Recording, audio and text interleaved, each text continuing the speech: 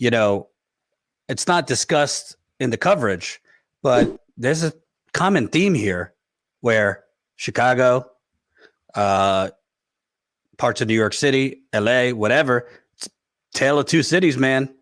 All gentrification, which I call economic terrorism. Yeah. They're basically, whether they're killing them physically or just deserting them and killing them economically. You and I have covered the food deserts. Food deserts, yep. All that, man. Food deserts, the schools being shut down. But that's what I'm talking about, bro.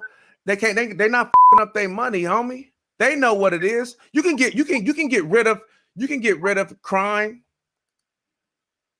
But if you get rid of crime, you get rid of private prisons. You can get rid of crime economics, bro. They never tried economics. They never tried they gutted us. They gutted all these communities, but they never tried putting stuff back. They just started building prisons and started making money off of us. That's it. If they ever tried economics, getting money, getting resources and things like that, crime will go down. The majority of crimes are all economic. Obviously, there's assholes and killers and psychopaths, sociopaths in every demographic. But the majority and the vast majority of crimes are all economic, bro. All economics. Gangs, drug sales, all that. It's about money. It's about surviving. If they put resources in it, you'll see a drop, but they can't do that because it's going to shortchange them. Because they got these private prisons that they have these contracts with these counties that they got to keep all these beds full. And if they don't, the county got to pay for it.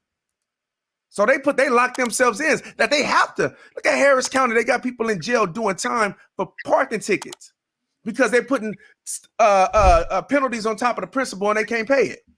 That's why they was trying to get. That's why they was trying to have the bail reform. Harris County, St. Louis County are the two biggest counties that have the majority of poor people still in jail because they can't afford bail for traffic tickets.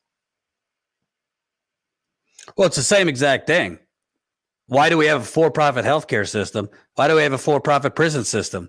Why are black people stuck in jail because they can't afford to get out? But a white person who commits murder, cold hard murder, but he's wealthy, he's out in an hour. Out in an hour. I mean, so all of this perpetuates this system because it's rigged, just like the economic system. It's all rigged. All rigged, bro. So I don't know. You tell me. We're doing this on repeat. We got black men, now women, a child being murdered. CNN covers it for a few days, gives the play-by-play of the protests. In my view, when they're doing the play-by-play, it's often sympathetic to the police. We were covering the Daunte Wright protest the other night. John was actually getting in there and showing protesters getting hit with rubber bullets, bleeding, tear gas. CNN, meanwhile, was like a little safe distance. They were talking about, the protesters were taunting the police and they're throwing water bottles at police. I wanted to ask you about how the media perpetuates this, because I think the corporate media, particularly cable news, is very sympathetic to the police, very sympathetic to the police. And they only get a little pissed off when the police are attacking journalists. Yeah. Then they get outraged. Because like Republicans, the media are self-interested, and they don't typically care so much unless it affects them. Just an example, a CNN producer the other night got viciously attacked by police. I think a female producer, Asian. Oh, really? She's Asian. They, I think, like touched her bra or something from the report. They were asking, do you speak English? Even though she speaks perfect English. They detained her. So CNN was rightly upset by that. I don't know, Ty. Do you remember CNN? And the police, bro. You remember this CNN? Is a hatred that I can't even control. I cannot. Well, I was going to say, do you remember CNN kicking up a fuss when we got arrested and were manhandled by police in 2017? You remember that? No. Exactly. So I wanted to ask you, how does the media play a role here? Because at the end of the day, like everything else, we cover what the corporate media covers up. Yeah. And if the corporate media actually covered this like the terrorism that it is, I think comfortable upper middle class white people might feel a certain way. No, I mean, that's it, bro. You know what I'm saying? It's job security and you know, they got sponsors and you know, they look, before you can change anything, you have to acknowledge it, right? any type of issue, you have to acknowledge, you got to be honest. And no one wants to be honest because they involve money in everything. They put money in everything, bro. And they don't want to lose it. Like whatever, whatever. I forgot the bill that Bill Clinton passed to allow people to start making money during the news and Telecommunications Act. Yeah. So, and then whatever Reagan passed to allow them to like buy up each other and all that shit, right? So after that, bro, when you put money involved, now you got something to lose. Now you can't be honest. Now you got to say certain things. Now you got to worry about ratings, right? And so now it's compromised, bro. Of course, man. No. So I'm very careful, Ty, because I don't want to, as a white dude, like come off like I'm condescending the Black Lives Matter movement. I'm not. Mm-hmm. I think it's a black-led movement, and it should be. Yeah. But the more I cover these protests on the ground, and by the way, John, who does great work for us, he's been covering this incredibly for 2 weeks in Minnesota. He's the one who got that amazing footage from the Capitol. So we have been covering, but John's been doing great work. But the more I cover it, I say, you know what? All of these, remember that mass mobilization of hundreds of thousands, if not millions, across the country after George Floyd?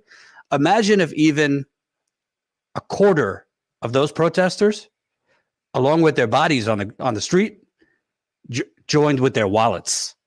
Economic boycott. And again, I'm careful because I don't want to be like white-splaining. No, I think you're right. We did it once in Chicago. Remember, it was like Black Friday. Yeah, Black Friday. No, I think you're absolutely right. And I think a lot of people, and I think even with George Floyd, they had like a blackout day where you was only buying from black-owned businesses. No, that's a great idea, bro. We just, it's one of those things where you got to have a campaign behind it so people to be more consistent, because we all what do you call it? We all like products of habit, right? So, I mean, I spend more money than most on Amazon, and so because it's easy. I told you to stop. Yeah, but this is what I'm trying to say though, is that they didn't put us in a position where we can lay down, eat shit and all that. Like this is they're putting us they're handicapping us. And so it's hard to get people up out of there. Answer her question though, it is going to take a revolution. And a revolution looks different to different people. And it may take all of them. You know what I mean? But that's the sort of a revolution that's in itself, right? Is to snatch your money back. Because black people spend a lot of money on that. And if you can get a campaign behind it and start to do something where you make it easier, some people will be like, okay, I don't mind going out of my way. A lot of people won't. People don't feel like doing that extra step. You know what I mean? I mean, just like when we were doing No Dapper, when we were taking our money out the banks. Some people do it. They're willing to go through the steps, but some people it's just too much of an inconvenience, right?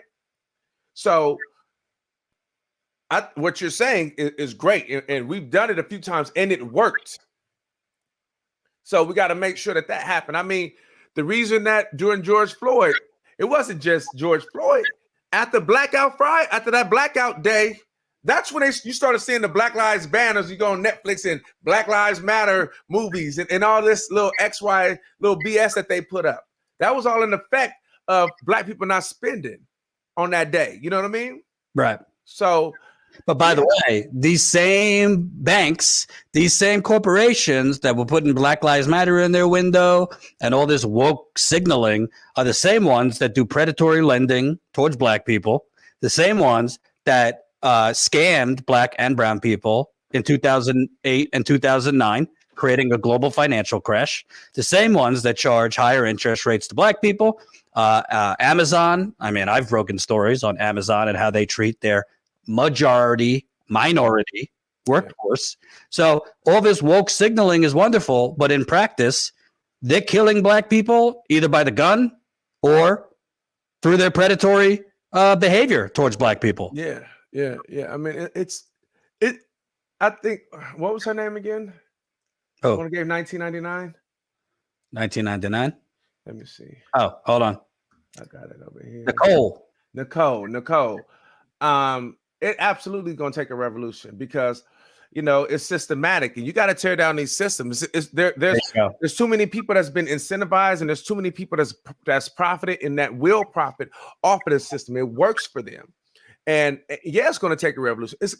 And the revolution is going to come when more people. I think as we start to move forward, and a lot of these small businesses, and a lot of these middle class people that were like lower middle class and just at middle class start seeing the effects of this pandemic, like really seeing it, and things start happening because people are just not getting jobs, and they start to feel it. Then you're going to start seeing people that wasn't supposed to be together in the streets for the economic issues that they're having, and they're going to be joined together. And I think that's kind of what may start that revolution, but it's going to have to be. It's not going to change. Everything now is all superficial.